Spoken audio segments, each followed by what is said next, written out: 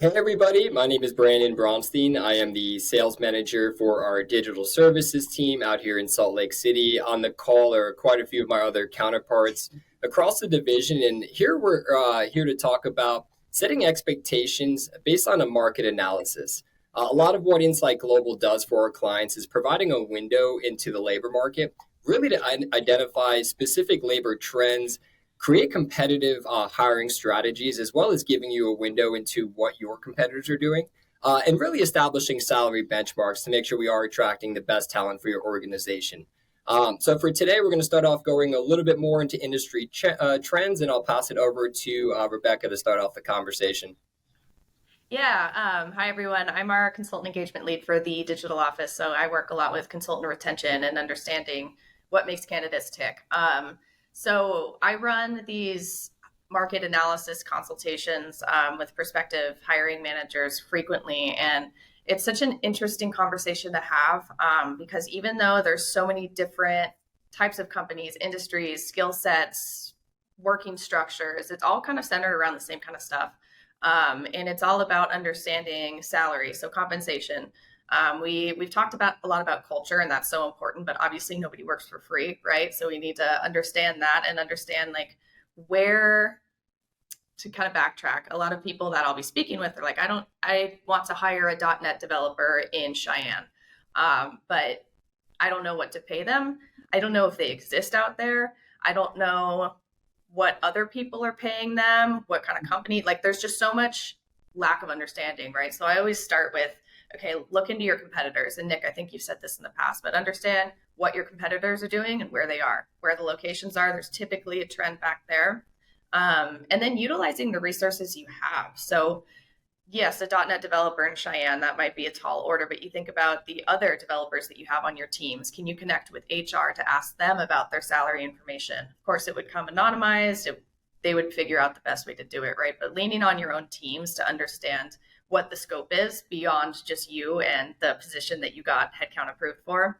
And then also, I think so much of it goes into understanding the market and the location. So I kind of led into this, but like with the Cheyenne, Wyoming example, there's not going to be a huge talent pool out there compared to Chicago or New York or something like that. So doing research into where these developers typically are, you can put in a quick LinkedIn search with the job title and that will pop up, or look into jobs posted on LinkedIn and see where all the locations are. You can do that for free. A lot of different free stuff that you can do to kind of understand the key points, right? Which are salary, what compensation, benefits, bonuses, equity, what kind of location are they going to be in? What's the job structure? Is it going to be more competitive being hybrid versus on-site? All these different kinds of things are really pertinent questions. And I think, to draw it all to a close, to lean on your people internally and then lean on the partnerships you have, right? Like we have for example, Insight Global has millions and millions of data points on this, and we work on a free service until we partner and actually hire that person, so we can work from the very beginning to understand how to best do this kind of thing. So there's a lot of different partnerships and internal stuff you can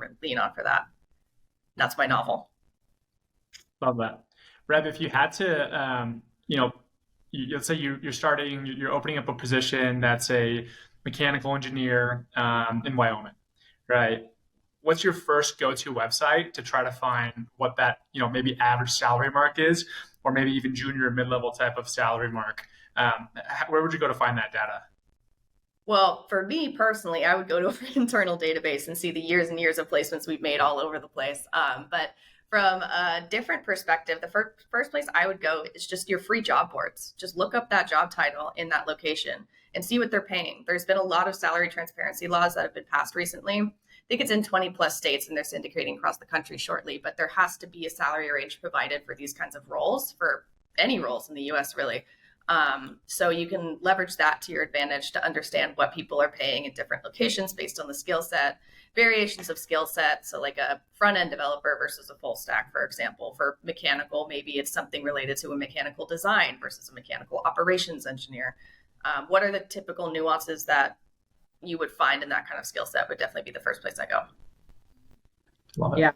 Yeah. Using that information, Reb, and then the information and data points that either us here at Insight Global could pull for our customers out there, or what is available out there on the web is just so important to take in. I think we're now it's sort of in an era where we can use data and data points and trends to really help us make really informed decisions. And so a couple of times when we're working with customers, we are providing this data, yet our customer is still hesitating to alter a job description or alter potentially even a salary or alter how they're going about to find the talent. And we're finding that they're losing candidates left and right, whereas our customers who are more open to adjusting or providing some sort of something that might replace, okay, maybe I can't provide as high of a salary as Chicago, Illinois, but I can amp up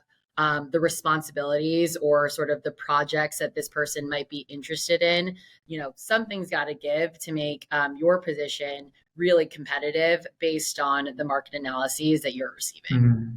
Yeah, it's such a good point, Ella, because especially before the pandemic hit, there wasn't nearly as much competition from like a remote perspective. And now post-pandemic, when you're looking to hire a person, they're competing with jobs across the country when they used to only be competing for roles that were just local to their area. And just to your point about like the power of market analysis, sometimes you'll find that if I can increase the salary that I'm offering, maybe by $15,000, right? That can be the difference maker between getting a high-level candidate or a mid-level candidate, right? And people have those lines that they're willing to accept jobs based off of. And if you have that information, you can really position your job well in the market and to attract talent. Yeah, I love that, Al. I've seen a lot of companies interview and find talent based off a budget rather than the person. And that's where things come into fault, right? Is, let's say we do have a really technical role in Wyoming and the client can't budge $5,000 for a salary bump for the right person. And, it's so sad because you lose such good talent that's at your fingertips and you have to restart again. And then you're just focusing on the salary cap versus the person. So we need to put more emphasis in the people we're interviewing and worry less about the salary. I understand there's a budget we have to stay within, right? But like Alice said, right, if we're going to offer 5-10K more, let's add some more responsibilities onto their plate. Just get the right person to play. Absolutely. Well, just to recap that, I think we had some really good information in terms of specific industry trends, how we can remain competitive with our competitors, even if they are not in our local vicinity, and really just trying to attract the best talent in the market, right, based on the actual location, specific salary requirements, and the type of talent we are looking to attract. So that concludes our conversation today. If you are interested in learning more, please navigate to insightglobal.com. There's also a request portal if you're interested in talking to any of our partners directly about this opportunity. So thank you very much and have a great rest of your day.